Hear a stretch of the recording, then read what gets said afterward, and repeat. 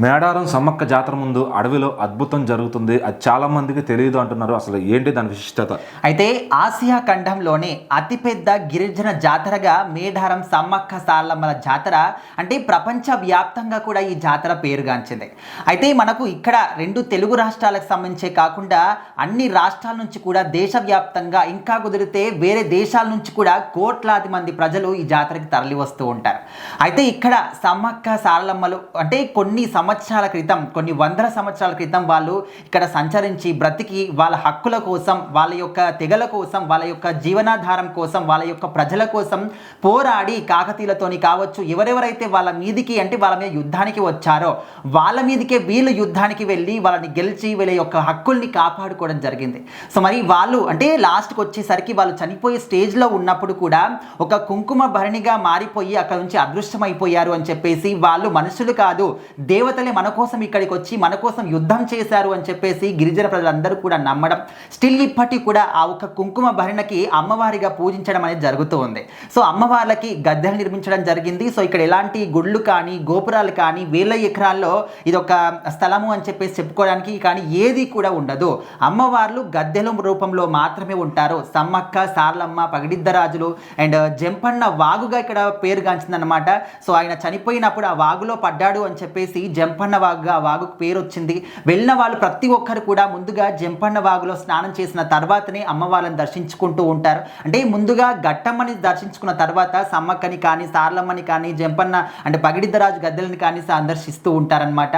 So ఇక్కడికి వెళ్ళిన వాళ్ళకు ప్రతి ఒక్కరికి కూడా ఏ కోరిక కోరుకున్నా ఖచ్చితంగా నెరవేరుతుంది అని చెప్పేసి మళ్ళీ జాతర వచ్చినప్పుడు అక్కడికి వెళ్ళి మొక్కులు అప్పజెప్పుకుంటాము అని చెప్పేసి ఎంతో మంది కొన్ని లక్షల మంది ఇప్పటికి చెప్పినటువంటి దాఖలాలు కూడా ఉన్నాయి. సో ఇక్కడ ఏదో రకరకాల ప్రసాదాలు కానీ ఇలాంటివి ఏవి కూడా ఉండవన్నమాట. అమ్మవార్లకి బెల్లం మాత్రమే ప్రసాదంగా అక్కడ ఇస్తూ ఉంటారు. సో ఆ బెల్లాన్ని ఎంతో పవిత్రంగా చూస్తూ ఉంటారు.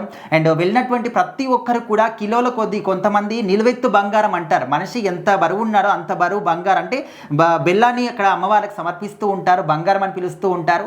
అంత పుట్టల కొద్దీ, గట్ల కొద్దీ, కొండల కొద్దీ బంగారం అంటే ఆ బెల్లాన్ని అక్కడ ఇచ్చినప్పటికీ కూడా ఒక చిన్న ఈగ కూడా కనిపించదు. సో ఇది అమ్మవారి మహత్యం అని చెప్పేసి కూడా నమ్ముతూ ఉంటారు.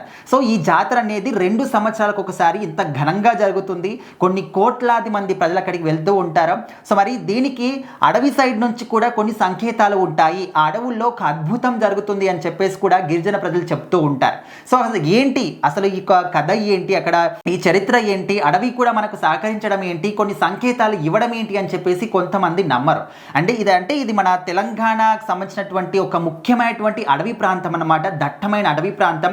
ఈ యొక్క ప్రదేశంలో ఎక్కడైతే జాతర జరుగుతుందో ఆ ప్రదేశంలో పులులు కానీ, సింహాలు కానీ, పాములు, తేళ్లు, రకరకాల పక్షులు, ఎన్నో అడవి జంతువులు అనేవి ఉంటాయి. కాకపోతే ఎప్పుడైతే ఈ జాతరని ప్రకటించారో అంటే ముందుగానే అడవి నుంచి కూడా కొన్ని సంకేతాలు వస్తాయని చెప్పేసి చెప్తూ ఉన్నారు.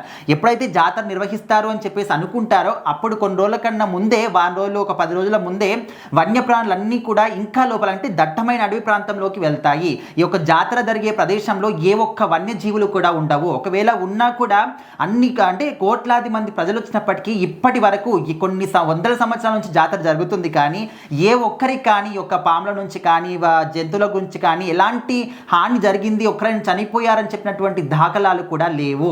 సో మరి ఇంత అద్భుతమైనటువంటి అడవి నుంచి కూడా జాతర జరుపుకోండి మీరు అని చెప్పేసి అమ్మవార్లే స్వయంగా మనకు ఇలాంటి ఒక సంకేతాలు ఇస్తున్నారని చెప్పేసి, అండ్ ఆకాశంలో కూడా నిశ్చలంగా మారిపోతుంది, నీలి రంగులోకి ఉంటుంది, చల్లని గాలి మనకు తాగుతుంది ఈ యొక్క సంకేతాలు ఇచ్చినప్పుడు అని చెప్పేసి గిరిజన ప్రజలు చెప్తూ ఉంటారు. సో ఖచ్చితంగా ఈ యొక్క ఆసియా ఖండంలోని అతిపెద్ద గిరిజన జాతరగా తెలంగాణ కుంభమేళాగా సమ్మక్క సారలమ్మ జాతరను జరుపుకుంటూ ఉంటారు.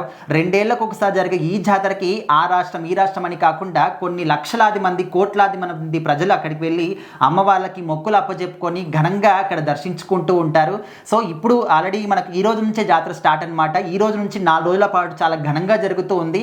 మెయిన్ జాతర ఈ 4 రోజులు ఉన్నప్పటికీ కూడా ఒక 4 వారాల ముందు నుంచే కూడా జాతర అనేది ప్రారంభమవుతుంది. సో చాలా మంది కూడా వెళ్ళి దర్శించుకుంటూ ఉంటారు. సో ఇప్పటికైతే ఈ జాతర స్టార్ట్ అయింది కాబట్టి ఇప్పుడు ఇంకా చాలా మంది వెళ్తూ ఉన్నారు. సో వెళ్ళిన వాళ్ళు ఎంతైనా కూడా జాగ్రత్తగా ఉండాలి అని చెప్పేసి ప్రభుత్వం సైడ్ నుంచి కూడా చాలా సూచనలు, రూల్స్ అండ్ రెగ్యులేషన్స్ కూడా చెప్తూ ఉన్నారు.